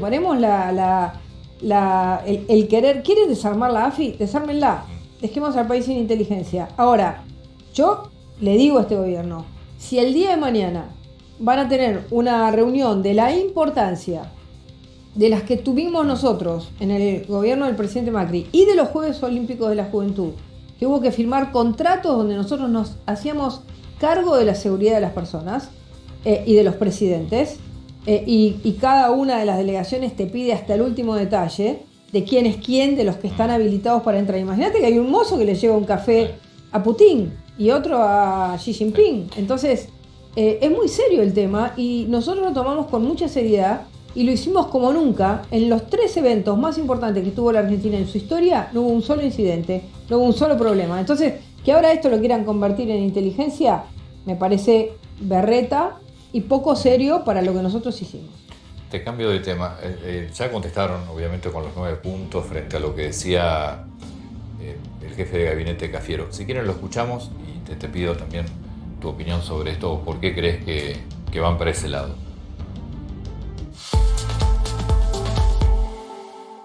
En países que han hecho cuarentena o que han tomado medidas de aislamiento y en países que no han tomado medidas de aislamiento, en cualquiera de los dos casos siempre hay un golpe a la economía. Pero lo cierto es que este es un fenómeno global, desde siempre tratan de dividirnos. Pero ¿sabes lo que pasa? El peronismo aprendió y entendió que no es que tiene que estar unido para ganar elecciones, tiene que estar unido para que nuestro pueblo no sufra. Imagínense lo que hubiera sido esta pandemia con Macri gobernando, una catástrofe. Bueno, en primer lugar es una total y absoluta provocación, es querer cambiar el eje de lo que nosotros estamos discutiendo. Nosotros estamos discutiendo que haya 3 elementos básicos que convivan. El trabajo de los argentinos, la salud de los argentinos y las libertades de los argentinos. O la república, el funcionamiento de las instituciones. ¿Realmente crees que está en riesgo la democracia? Mirá, yo creo que lo que pasó el otro día en el Congreso, que se había pactado que solamente mientras había sistemas virtuales se iban a tratar los temas del COVID-19, ese era un acuerdo, y en el Senado de la Nación Cristina Fernández de Kirchner lo rompió y metió un proyecto de un viejo decreto de necesidad de urgencia, que además ya estaba vencido en los plazos, para llevar a la Procuración las escuchas. Entonces, esa ruptura de contrato, que, a ver, ¿qué es? Una democracia consensual, es una democracia que consensúa cuáles son los temas que vas a debatir. De golpe vienen, te rompen las reglas de juego. ¿Qué significa eso? Que las instituciones están en una situación de intentar, o por lo menos el oficialismo está intentando llevarte a temas que no están consensuados. Es decir, que te quiere consensuar solamente en lo sanitario y en todos los demás temas no. Fíjate lo que pasó esta semana. La democracia y la extorsión. Habían avanzado mucho en Mendoza con un tema que es complejo respecto a un crédito sobre unas obras hídricas que estaba haciendo Mendoza. Se lo cortaron de un día para el otro. Le pararon la obra. ¿Por qué? Porque es un gobierno de Juntos por el Cambio. Entonces, esa democracia de la extorsión Pero es inaceptable. Yo, así como ponía al comienzo, como escuchábamos a Cafiero, también ponía el tuit de Alberto Fernández que me pareció muy centrado, donde en la angostura cuenta que inaugura una obra que había empezado el gobierno anterior y dice: es hora de que entendamos que no todo empieza cuando uno llega. Eso está muy bien, pero eso es en respuesta a lo que había pasado la semana anterior. No, está bien, pero ¿Te acordás que la semana anterior había ido a inaugurar una obra que con Cato Podi se había dicho esto que hicimos nosotros porque tenemos sensibilidad social? Y era una obra, digamos, en Tucumán, era una obra que había hecho nuestro gobierno, que se la había pasado a la provincia de Tucumán y que la provincia de Tucumán la tuvo cerrada un año porque no quería abrirla. Hay un tuit de Rogelio Frigerio que le pide al gobernador abrir la obra porque las personas estaban quedando sin agua por la demora del gobernador. Entonces ahí van y dicen: nosotros abrimos lo que el macrismo cerró. Entonces, frente a eso, era evidente que si iban de nuevo a esta situación a plantear de nuevo lo mismo de querer, de mentir, iban a tener una respuesta. Entonces me parece que está bien lo que hace Fernández, pero que lo haga siempre. Sí, lo que vos ves en el no Congreso, solamente porque nosotros reaccionamos frente a la obra de Tucumán. Si lo que vos ves en el Congreso se corresponde a Alberto Fernández o otro sector del gobierno. Mira, yo no quiero hacer especulaciones respecto a si el gobierno, la fuerza mayoritaria que hoy gobierna en la Argentina, está Alberto Fernández y está Cristina Fernández de Kirchner como vicepresidente. Ellos han hecho un pacto y un acuerdo. Yo no puedo venir acá a especular que en ese acuerdo están los buenos y los malos, como están queriendo especular respecto de Juntos por el Cambio, porque es la primera vez en la historia argentina, primera vez en la historia democrática argentina desde 1983, que hay una oposición tan contundente y tan fuerte como la nuestra. Es decir, hay una alternancia de gobierno que es muy importante para una democracia. Que vos digas, mañana, en las elecciones del 21, puedo volver a votar a Juntos por el Cambio. Entonces, a mí me parece que yo lo tomo como un gobierno, más allá de que haya debates. Como tomo a Juntos por el Cambio como una coalición, más allá de que haya debates. Eso es lo interesante en este momento. Yo no creo que Fernández tenga una... Pues de hecho te contestó y le dijo: yo no mandé a cerrar ningún congreso ni cosa parecida cuando hicieron ese planteo también. Bueno, está bien, pero nosotros cuando desde el primer día que planteamos que había que abrir el Congreso, nosotros desde el primer día planteamos equilibrio, nos parece que podíamos haber y que podemos tener y poner más... Nosotros creemos creemos que hay que poner más responsabilidad en la gente, que no podemos seguir 2 meses más de cuarentena. ¿Crees que hay un manejo político de la cuarentena? ¿O que realmente porque también lo tenés a Rodríguez Larreta en medio de del núcleo del problema, que es Zamba y Ciudad de Buenos Aires, y por lo que uno ve, está perfectamente de acuerdo con lo que se decide de la extensión de cuarentena? Bueno, pero Larreta en la última reunión ha planteado una serie de medidas distintas.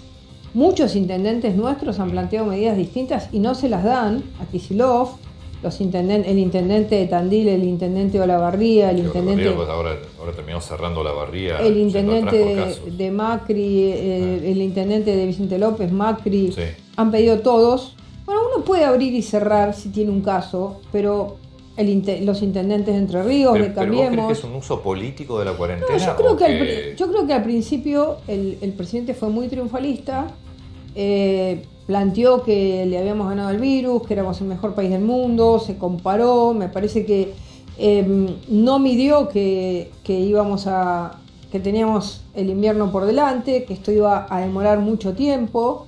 Nosotros no somos anticuarentena, nosotros creemos en una cuarentena razonable, lógica, inteligente y sin cerrar, lo acaba de decir Ginés. Sí. Dice, el promedio de enfermos es de 35 años, el promedio de muertos es de 75. Bueno, evidentemente, digamos, vos podés ir liberando cada vez más a la gente más joven y dejando a aquellas personas que tienen otro tipo de problemas. Podés manejar, como se está manejando ahora, el tema del mayor uso de la bicicleta, de más motos, créditos, cosas que hagan que el país no pare tanto. Porque nuestro país tiene pocas posibilidades de levantarse. Y si no arreglás con los acreedores... Bueno, ojalá que se arregle. Que ninguna tiene. Ojalá que se arregle. Nosotros, por ejemplo, estamos llevando un análisis de los pueblos que van abriendo. Y en todos los pueblos que van abriendo te dicen, acá había pueblos chicos, 3 restaurantes, abrió uno solo. Claro. Los otros 2... Y en ciudades grandes también. Mendoza, me acuerdo, porque teníamos un móvil justo en la apertura de los restaurantes y ya te mostraban los que no volvían a abrir. No vuelven a abrir. Pero es que el costo económico es altísimo. Y todo eso es eso. A ver, nosotros ponemos doble indemnización. Al revés, vos ahora tendrías que generar mayor facilidades a los que tienen a las pymes que tienen trabajadores para volver al trabajo. No generarle una situación tan dura que lo que deciden es, bueno, cierro y al cerrar me declaro en quiebra. Es mucho peor. Entonces, todas estas medidas que se deberían de haber planteado, siempre se dio el ejemplo de Estados Unidos. Ayer abrieron los parques de Orlando, sí. Volvió a trabajar un millón de personas. Sí, no, Estados Unidos tuvo una creación de empleos importante. Ahora el número de muertos y de contagios en Estados Unidos fue brutal, atroz. Fue brutal, pero el sistema laboral permite que vos te vayas y vuelvas de manera inmediata. Entonces pasaron del 19 al 13 y en 2 semanas van a tener 8% de desocupación. 2 últimas preguntas de Rodis y de Lourdes, si te dejamos. Buenas noches, Patricia. Yo la vuelvo a traer al tema que me tocó trabajar para hoy, que fue el tema de espionaje, que fue el principio del reportaje. Sí. Este hombre, que es uno de los indicados como el coordinador de la banda, que se llama Alan Ruiz, ¿no? Él, tengo entendido que trabajó en el Ministerio de Seguridad mientras fue su gestión. Saber si lo conoció y saber por qué se fue. Bueno, en primer lugar, él trabajaba en la policía metropolitana, cuando era la policía de la ciudad. Todavía no estaba junto con la metropolitana, la metro. Sí. De ahí lo convoca el ministro de Seguridad de La Pampa. Juan Carlos Tierno. Juan Carlos Tierno, sí. Lo convoca a la Dirección de Inteligencia Criminal de La Pampa. De ahí, él quiere volver a Buenos Aires y es convocado en ese momento por la Secretaría de Seguridad al Ministerio de Seguridad. Bursaco, Eugenio Bursaco. Sí, bueno, yo lo discutí con Eugenio porque a mí no me parece bueno robarle funcionarios a otro ministro. Me llamó Tierno muy enojado, yo no sabía. Me llamó Tierno re enojado, me dice, pero ¿cómo me haces una cosa así? ¿Cómo me sacás a una persona que es director de inteligencia criminal? Digo, mirá, lo hablé con Eugenio, le digo, mira Eugenio, devolvelo a La Pampa. Devolvelo, pues no podemos estar. A nosotros nos estaba pasando eso. Nos llevaban los mejores investigadores porque otras policías, por ejemplo la policía de la ciudad, se estaba armando, pagaba más. Entonces yo había prohibido que nos lleven gente. Bueno, entonces cuando Eugenio le dice, mira, te tenés que volver porque no podemos estar robando funcionarios, se fue a la AFI. Así que en el Ministerio de Seguridad habrá estado muy poco tiempo y fundamentalmente fue eso. Cuando yo me enteré que estaba, no por él, porque no lo conocí así poco, pero lo conozco, no por él ni por sus capacidades, sino porque no era correcto robarle un funcionario a La Pampa. Y entonces ahí él, en vez de volverse a Buenos Aires, a La Pampa, se fue para la AFI. Patricia, muchísimas gracias. No, gracias muy a ustedes. atenta. Ya venimos. Ya lo veo a Daniel Larrego, es el CEO de Toyota Argentina, así que en un ratito venimos con él. Daniel, bienvenido.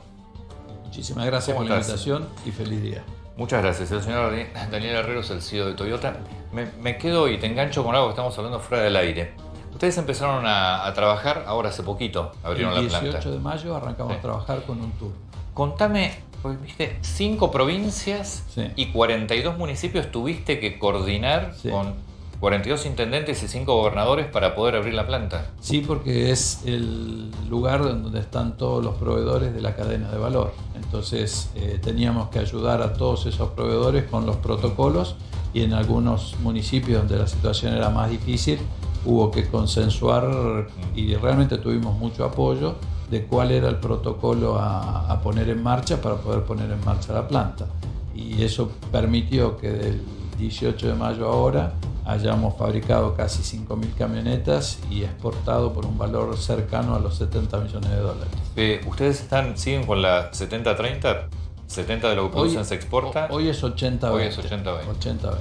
Y afortunadamente en el caso de la pick-up la demanda es más inelástica y el tema agricultura, minería ha seguido funcionando en toda Latinoamérica y eso nos permite exportar. Tenés 100, me decías 100 test de PCR por día hacen ustedes en la planta. Sí, eso fue un acuerdo que hicimos dentro de nuestro protocolo con apoyo del sindicato, de la obra social del sindicato, y entonces realizamos 100 test por día y bueno, hemos detectado casos asintomáticos que bueno, se cumplió el protocolo, se aisló la... Lo aislás automáticamente, informás, me imagino. Informamos. Es muy difícil el tema ese porque es asintomático, entonces si va a un hospital, no tiene fiebre, no tiene síntomas, está detectado por el testeo nuestro.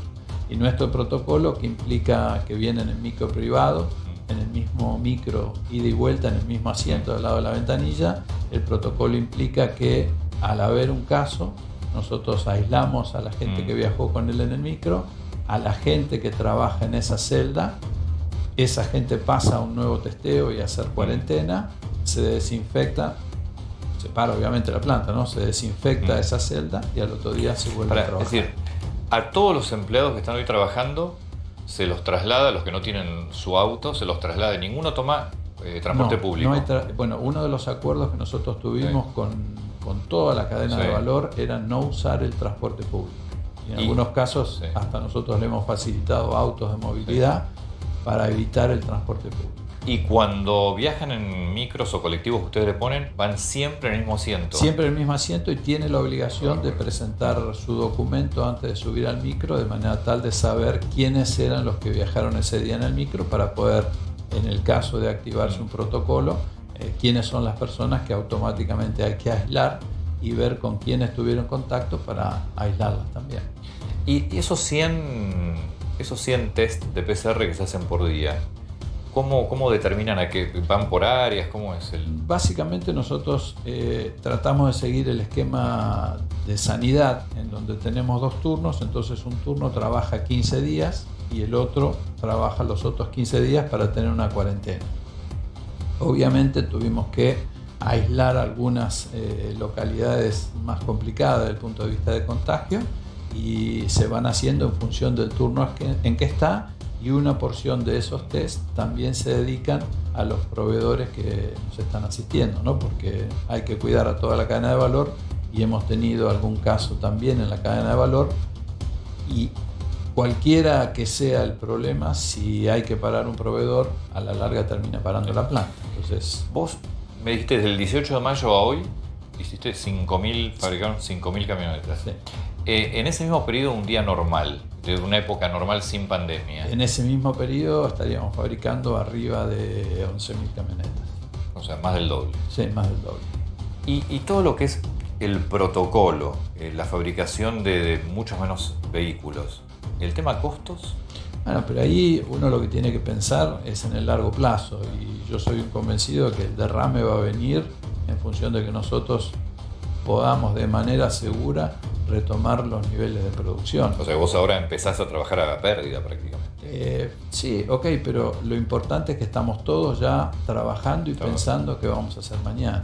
Y por ahí yo siempre digo, aprendí mucho en el tsunami de Japón en el 2011, donde se paró, además de perder muchas vidas, se paró prácticamente la industria automotriz, no solo de Japón, sino de muchos países como la Argentina. Y en ese momento me enseñaron una frase que dice que la perseverancia le gana a la adversidad. Le preguntamos la semana pasada con Fede a Ratazzi sobre el tema de dólares para la importación, porque la industria automotriz obviamente importa muchos componentes. No sé en el caso de Toyota qué porcentaje. El tema es que la mezcla que tiene Toyota es distinta. Nosotros tenemos balanza positiva, el proyecto de Toyota en Argentina es netamente exportado. Claro, exportan mucho. Exactamente, y la camioneta tiene un 42% de contenido local, con lo cual exportando el 80%, nosotros siempre somos generadores de dólares. Si querés un número, nosotros el año pasado terminamos el año con casi 800 millones de dólares de balanza positiva, o sea que somos netamente generadores de... Están mucho más cubiertos de estas restricciones que puso el gobierno sobre las importaciones. Para nosotros siempre estamos al revés. Nosotros pagamos y cobramos todos los 23 de todos los meses. Todo lo que haces con todo lo de afuera se netea el día 23. O sea que siempre el día 23 nosotros cobramos un poquito más de lo que tenemos que pagar. Y en abril, que fue una industria totalmente parada, ¿tuvieron algún acceso a los créditos del gobierno o el pago de salarios en el programa ATP? Sí, en abril tuvimos el ATP, que ayudó a esa transición y que creo que es lo correcto, ¿no? Sí. De esto se sale con una articulación pública, privada y mismo con el sindicato, que también ayudó muchísimo para ir a esa transición. Y hoy, ya en mayo, produciendo y con expectativas de ir para arriba, yo creo que ya hay otras prioridades del gobierno, con lo cual lo hemos dejado de pedir. Estás con un solo turno trabajando. Con un solo turno. ¿No aumentás porque necesitas otro protocolo aparte, porque no te deja el Ministerio de Salud o las provincias, o no aumentás porque no tenés hoy demanda suficiente de la producción que puedas hacer? No, hoy la demanda la tenemos. Hoy tenés lo la que demanda. entendemos que no están dadas las condiciones. Yo creo que tenemos que cuidar mucho esta salida y hay que ser muy, muy ordenado, porque hay que entender que ese turno de producción de Zárate le está dando trabajo en la cadena de valor a más o menos 12.000 personas. Entonces, si nosotros cometemos un error por el apuro de apurar esa salida de vehículos, podemos hacerla peor. Bien. A ver, un trabajador de Toyota sale de su casa, se sube al micro que pone la empresa. Sí. Se sienta en el mismo lugar siempre. Sí. ¿Tiene que ir vestido de alguna manera? ¿Hay vestuario? ¿No lo usan? ¿Cómo es el protocolo desde que sale de la casa? Lo que le pedimos es que venga vestido de la casa. Tiene la obligación de usar el tapabocas en todo el momento del micro. Cuando llega hay unas alfombras sanitizantes. De ahí pasa por son unas filas con cámaras térmicas como la del aeropuerto. Ahí le tomas la temperatura. Claro, nosotros en nuestro protocolo tiene que ser menos de 37.3, o sea, un poquito más exigente. Claro, 37.5 es el protocolo. Claro, nosotros lo tenemos seteado en 37.3 y si en ese momento tiene más de 37.3, ya automáticamente no toma más contacto con nadie de la planta, hay una zona de aislamiento. ¿En el micro vienen separados? En el micro se sientan solamente de las ventanillas. Duplicamos la cantidad de micros para que puedan sentarse solamente de las ventanillas. Llega a la planta, alfombra sanitizante, se limpia el calzado, pasa por las cámaras térmicas, se controla la temperatura y ya va a su lugar de trabajo. Va a su lugar de trabajo con la aplicación del protocolo en donde el distanciamiento social se tiene que cumplir en todo lo que sea la operación del día. Hemos ampliado el tiempo de almuerzo para poder distanciar un poco más. En todos los comedores hemos separado y anulado sillas para que tengan espacio. Claro, es enorme el protocolo que tiene que hacer una empresa. Y por ejemplo, la reducción, por ejemplo, en baños es el 50% para poder tener ese distanciamiento. En todas las salas de reuniones lo que se hizo fue duplicar los tiempos de descanso para que puedan tener más espacio en los lugares donde tienen. Y cada uno de los proveedores que ustedes tuvieron que acordar con 42 municipios y 5 gobernaciones, cada uno de los proveedores tiene un protocolo parecido. Tiene un protocolo parecido y trabajamos juntos en ese protocolo. Claro, es enorme el sobrecosto que hay. Sí, para la industria en general. Sí.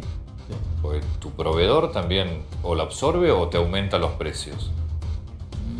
No, en la mayoría de los casos nosotros hemos asistido a toda la cadena de valor en términos financieros o casos como quizás en el segundo o tercer anillo hemos estado muy cerca de provisión de barbijos o lo que ahí hiciera falta, ¿no? Más allá de volver de a poco, volvés con un sobrecosto para todos, para mantener los protocolos. Hoy sí, pero creo que es un tema temporario que uno tiene que pensar en largo plazo y la continuidad del negocio, ¿no? Es decir, es mucho más difícil no hacerlo porque hoy hay una maquinaria que se empieza a mover de manera segura. El riesgo es imposible de evitarlo, pero estamos tratando de minimizarlo y que permita ir pasito a pasito incrementando los volúmenes. La demanda está y creo que es un año difícil, pero hay que salir. No, una maravilla, Daniel, muchísimas gracias. Muchísimas muy gracias. Atento, Gracias. Muchas gracias. Vamos a nuestro móvil, señor Fabián Gijón. Atención con lo que te vamos a mostrar, Fabián. Casos fundamentalmente en el tema puertos, prefecturas. Señor Fabián. Antonio, ¿cómo te va? Muy buenas noches. Estamos en el edificio Guardacostas, aquí en Puerto Madero. Lo que estás viendo es una imagen impactante. Es uno de los monitores que están en esta sala y muestran en el mundo la cantidad de barcos que están circundando la Tierra, o sea, en los diferentes océanos. Pero Prefectura hoy tiene una gran preocupación, y esto es una información de último momento, que tiene que ver con la cantidad de contagios en la fuerza. La semana pasada eran 7, hoy ya son 19. No solo eso, sino que hay 65 prefectos que han sido aislados. Nos acompaña Carlos Alfredo Villarreal, que es el jefe de Servicio de Tráfico Marítimo, y la oficial principal Vanessa González. Sí, Fabián, dame un minuto antes de conversar con ellos. ¿Dónde están esos monitores que tenés allí? ¿Exactamente qué son? A ver, le vamos a pedir a la autoridad que sabe de qué estamos hablando. Buenas noches, Antonio. ¿Cómo le va, Carlos? Periodista. Bueno, muchas gracias. Por la extraordinaria, ¿qué tal? Buenas noches. Por la extraordinaria función que usted desempeña. Bueno, muchas gracias. gracias. Lo que están viendo es el monitoreo de los distintos espacios marítimos de la República Argentina. Este es el programa Guardacosta. Eso es en tiempo real. Lo que está pasando en este instante en los distintos espacios marítimos de la República Argentina como en el mundo. Los que son barcos amarillos, lo que usted ve, son buques de banderas extranjeras que están navegando actualmente por distintas rutas de navegación. Si acercamos, vemos la República Argentina, digamos, es la parte de la milla 200, ¿sí? La línea roja que está acá es la milla 200, y ahora van a aparecer los barcos que están en este momento. Son barcos que están fuera de la zona económica exclusiva, y nos permite este sistema incluir toda la tecnología existente a nivel mundial. Carlos, como ustedes pueden ver los sistemas. Sí, usted me escucha, no, perdón que lo interrumpa, pero ya que estamos viendo, ¿qué pasa con el tema? Ahora después nos metemos con el COVID, pero ¿qué pasa con el tema pesqueros ilegales ahí? ¿Son rastreables o no? Bueno, es muy buena pregunta. Lo que está viendo es lo que está pasando ahora, en tiempo real. Este programa Guardacosta integra las distintas tecnologías existentes a nivel mundial, ¿sí? Estoy empleando la imagen y usted puede ver en tiempo real. Muchas veces dice que no se sabe qué es lo que pasa en los espacios marítimos. Acá en tiempo real, la línea roja es la milla 200, ¿sí? Los buques celestes son los buques de bandera argentina que están pescando dentro de la zona económica exclusiva, y los buques amarillos son los que están pescando fuera de la zona económica exclusiva. Recientemente la prefectura ha efectuado 2 capturas de barcos que ingresaron a la zona económica exclusiva. Ya los barcos fueron liberados luego de haber pagado las respectivas multas por una suma total de más de 86 millones de pesos. Este programa me permite en tiempo real, como está viendo el monitor, ver el nombre del barco, la bandera del barco, ¿sí? Sacar distintas características de latitud, longitud, rumbo, velocidad, ¿sí? Si ampliamos la imagen, también este programa permite incorporar los satélites para aquellos barcos que apagan los sistemas. Acá tenemos la República Argentina. Lo importante es saber cuál es el derecho que tiene como Estado ribereño. Estos barcos amarillos están fuera de la zona económica exclusiva.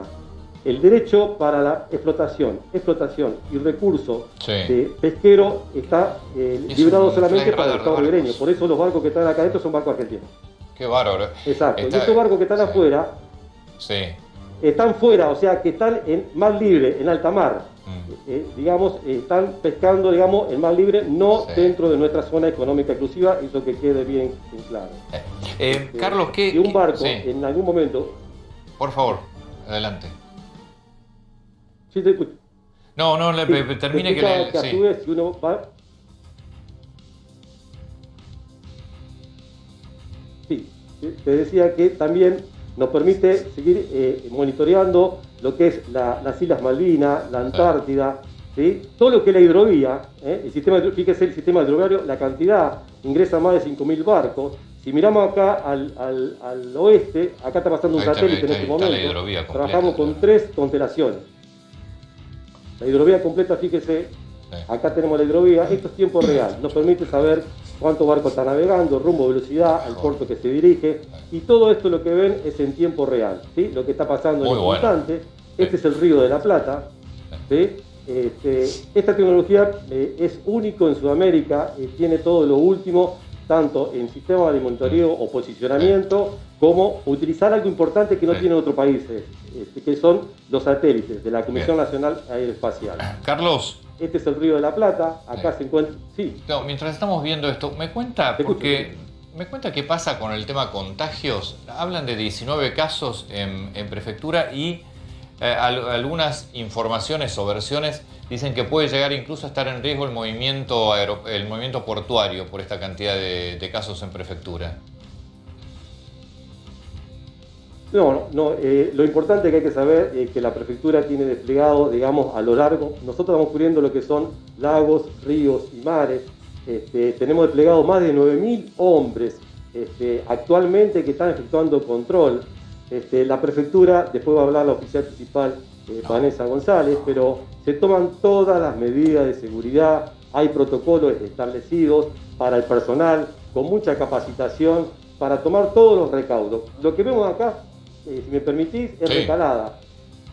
Por este sistema se han monitoreado más de 165 barcos y 3.500 tripulantes y pasajeros que ingresaron al sistema del Río de la Plata. No nos olvidemos que este sistema es lo que abastece el comercio exterior de la República Argentina. Sí, claro. No, y parte del comercio del mundo. Digamos, Carlos, estamos hablando del 80% de ingreso de comercio internacional ingresa por el puerto de Buenos Aires.